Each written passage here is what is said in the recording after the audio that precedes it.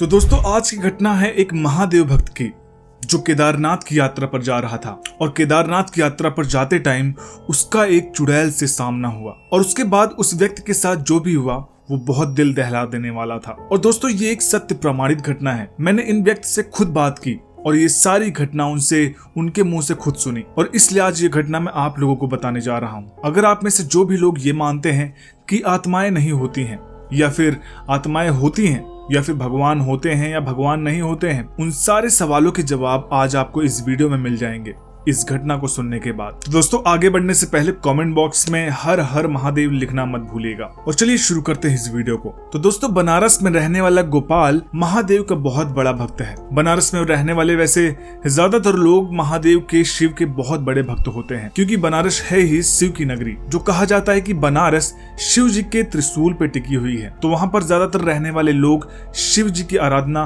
और शिव जी की भक्ति करते हैं। तो गोपाल बनारस में रहता है और वहीं पर खेती करता है और शिव जी की भक्ति करता है। सुबह शाम शिव जी के दर्शन करता है और दिन भर खेती करता है और अपना जीवन यापन करता है। लेकिन इस बार गोपाल ने ये तय किया था कि वो केदारनाथ के दर्शन के लिए जाएगा। वो अपनी फसलें बेचकर, गेहूं चावल बेचकर थोड़े बहुत पैसे इकट्ठा करता है और कुछ पैसे इकट्ठा करके जब वो इस बार केदारनाथ खुलता है तो केदारनाथ जाने की तैयारी करता है। तो गोपाल बनारस से केदारनाथ जाते हुए बस का टिकट ले लेता है और करीब रात के 8 बजे वो केदारनाथ जाने वाली बस पे बैठ जाता है। बस करीब 1.5 दिन का समय लेने वाली थी। गोपाल ने अपना सफर महादेव का भजन करते हुए, महादेव का नाम लेते हुए वो काट देता है और अगले दिन करीब दोपहर के 2 बजे के आसपास गोपाल की बस केदारनाथ के पास पहुंच जाती है जहां से केदारनाथ की चढ़ाई शुरू होती है। और गोपाल वहां पर पहुंचकर मंदाकिनी नदी में नहाता है, धोता है और थोड़ा बहुत कुछ खाता है और कुछ खाने के बाद कुछ ही देर में वो गौरीकुंड से केदारनाथ की यात्रा के लिए निकल जाता है।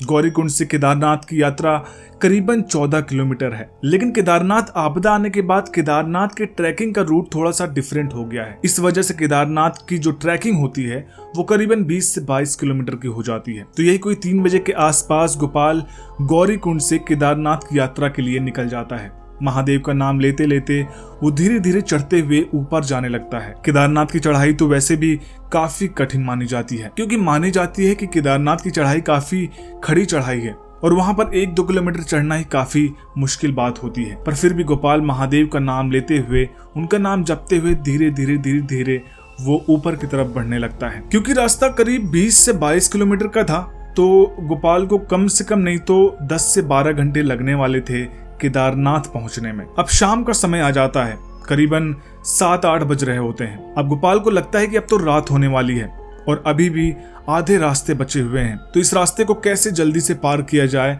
क्योंकि सुबह सुबह उसको केदारनाथ के दर्शन करने थे। तो गोपाल थोड़ा सा और तेज चढ़ना शुरू कर देता है ताकि वो जल्दी से केदारनाथ पहुंच जाए और उसके बाद फिर महादेव के दर्शन कर पाए। उसके बाद थोड़ा और ऊपर जाने के बाद करीबन 9 बजे के आसपास उसको रास्ते में कुछ लोग मिलते हैं और वो बताते हैं कि आगे जाने के बाद आपको एक यहाँ पर शॉर्टकट मिलेगा। अगर आप उस शॉर्टकट से जाते हैं तो आप केदारनाथ जल्दी पहुंच जाएंगे। तो गोपाल ने सोचा कि इससे अच्छा और क्या हो सकता है। अगर मैं शॉर्टकट से चला जाता हूँ तो मैं केदारनाथ जल्दी पहुंच जाऊंगा और मुझे दर्शन भी जल्दी हो जाएंगे क्योंकि कल मुझे बनारस वापस निकलना है। दोस्तों पिछले साल केदारनाथ मैं भी गया हुआ था और उसी शॉर्टकट से मैं भी गया हुआ था, लेकिन मैं दिन में गया हुआ था और वो शॉर्टकट रास्ता जो है वो पहाड़ों के नीचे से होकर मंदाकिनी नदी के बिल्कुल बगल से जाता है और वहां पर काफी ज्यादा सुनसान और काफी वीराना, काफी जंगल होते हैं वहां पे। तो गोपाल ने भी उसी शॉर्टकट को अपनाने के लिए सोचा। रास्ता काफी सुनसान था लेकिन गोपाल ने सोचा कि महादेव के दर्शन करने जा रहे हैं और महादेव जब हमारे साथ हैं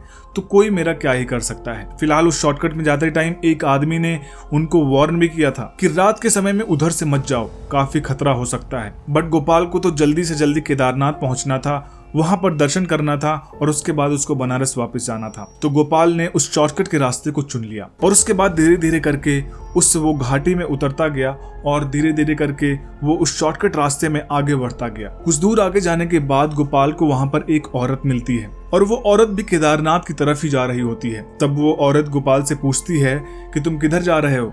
तो गोपाल ने पूछा कि मैं केदारनाथ दर्शन के लिए जा रहा हूँ और मैं इधर से इसलिए जा रहा हूँ क्योंकि मुझे केदारनाथ जल्दी पहुँचना है। तो उस औरत ने बोला कि मैं भी केदारनाथ की तरफ ही जा रही हूँ, मेरे साथ चलो, मैं तुमको केदारनाथ जल्दी ही पहुँचा दूंगी। वो औरत गोपाल के आगे आगे चलने लगी और उसने बोला कि मुझे यहाँ का पूरा रास्ता पता है, मैं इधर से आती जाती रहती हूँ, इसलिए तुम मेरे पीछे पीछे आओ, मैं तुम्हें केदारनाथ पहुंचा दूंगी। और वो औरत धीरे धीरे करके आगे बढ़ती गई और काफी देर चलने के बाद भी वो शॉर्टकट रास्ता जब खत्म नहीं होता है तब गोपाल को थोड़ा सा शक होता है कि औरत मुझे कहाँ पर ले जा रही है। उसके बाद गोपाल को अंदाजा हो जाता है कि यहाँ पर कुछ न कुछ तो गड़बड़ है, क्योंकि ये शॉर्टकट रास्ता इतना लंबा तो था ही नहीं और ये रास्ता खत्म भी नहीं हो रहा है। तो गोपाल वहाँ पर डर जाता है और डर के वो महादेव का जाप करने लग जाता है। वो महादेव का नाम लेने लग जाता है कि महादेव अब आप ही मुझे बचाइए इस कंडीशन से। गोपाल काफी डर जाता है क्योंकि उसको एहसास हो जाता है कि उसके आगे जो भी चल रही है वो कौन है। तभी वो दोनों आगे जा ही रहे थे कि आगे गोपाल को एक साधु मिलता है। वो साधु इन दोनों से पूछता है कि तुम लोग कहाँ जा रहे हो। तो गोपाल बोलता है कि हम केदारनाथ जा रहे हैं और मुझे लगता है कि हम गलत रास्ते पर आ गए हैं। तो साधु बोलता है कि ये रास्ता केदारनाथ नहीं जाता है, ये रास्ता एक घने जंगल की तरफ जाता है और तुम इधर क्यों जा रहे हो। तभी वो साधु औरत की तरफ देखता है और वो औरत साधु को देखते ही बहुत ही तेज गति से वो आगे जंगल की तरफ भाग जाती है। ये सारा दृश्य देखकर गोपाल काफी डरा हुआ था। तब गोपाल ने साधु से पूछा कि आखिर ये कौन थी। तो साधु ने बोला कि इस तरफ से चलो, ये सही रास्ता है, आगे मैं सारी बातें बताता हूँ। गोपाल साधु के बताए रास्ते पर चलने लगा और साधु ने रास्ते में बताया कि 2013 में यहाँ पर बहुत भयंकर आपदा आई हुई थी और उस आपदा में हजारों लोग मारे गए थे और उन्हीं मरे हुए लोगों की आत्माएं आज भी इस घाटी में रहती हैं और आने जाने वाले भक्तों को परेशान करती हैं। और उन्हीं में से एक आत्मा ये भी थी जो तुमको घने जंगलों की तरफ ले जा रही थी। ये सब सुनकर गोपाल काफी घबरा गया था, लेकिन साधु ने बोला कि गोपाल अब घबराने की जरूरत नहीं है, अब मैं आ गया हूँ, मैं तुमको सुरक्षित केदारनाथ धाम तक पहुंचाऊंगा और बाबा के दर्शन भी करवाऊंगा। तो गोपाल ने साधु बाबा से पूछा कि बाबा आप कौन हैं। तो साधु ने बताया कि मैं भी महादेव का भक्त हूँ और मैं इसी घाटी में रहता हूँ और मुझ पर आत्माओं और चुड़ैलों का कोई भी फर्क नहीं पड़ता है, इसलिए तो वो आत्मा मुझे देखकर यहाँ से भाग गई। बातें करते हुए दोनों पहुंच जाते हैं केदारनाथ धाम और साधु गोपाल से बोलता है कि केदारनाथ आ गया, जाओ बाबा के दर्शन कर लो। और गोपाल जैसे ही साधु को धन्यवाद करने के लिए पीछे मुड़ता है, देखता है कि वहां पर कोई था ही नहीं। गोपाल आसपास ढूंढता है, आसपास की दुकानों पर पूछता है कि यहाँ पर कोई साधु बाबा रहते हैं, उन्होंने मुझे घाटी से लेकर यहाँ तक अभी छोड़ा था। और मैं उनका धन्यवाद करने के लिए जैसे ही पीछे मुड़ा तो वहां पर कोई था ही नहीं। तो वहां पर लोगों ने बताया कि ऐसा कोई साधु यहाँ पर नहीं रहता है, बट ऐसा कई बार सुना ही पड़ा है कि महादेव के जो सच्चे भक्त होते हैं तो महादेव ऐसे ही साधु का रूप धारण करके ऐसे ही उनकी मदद करते हैं। तब गोपाल को एहसास हो गया था कि महादेव सच में उसके साथ हैं और उसको कुछ भी नहीं होने देंगे। गोपाल जाकर महादेव के दर्शन करता है और खुशी मन से वो फिर से बनारस वापस आता है और वहां पर लोगों को केदारनाथ के चमत्कार के बारे में बताता है। दोस्तों, इस घटना के बारे में आपका क्या मानना है? आपको क्या लगता है कि आत्माएं होती हैं या नहीं होती हैं? क्या सच में महादेव हैं और उनका चमत्कार है? क्या सच में महादेव लोगों की सहायता करते हैं? हमें कमेंट बॉक्स में अपनी राय जरूर बताइएगा और ये भी बताइएगा कि क्या आपके साथ भी ऐसी कोई घटना हुई है। और फिर से मिलेंगे एक ऐसी ही घटना के साथ। तब तक के लिए आपसे विदा लेते हैं। कमेंट बॉक्स में हर हर महादेव लिखना मत भूलिएगा और इस चैनल को सब्सक्राइब करना मत भूलिएगा। हर हर महादेव।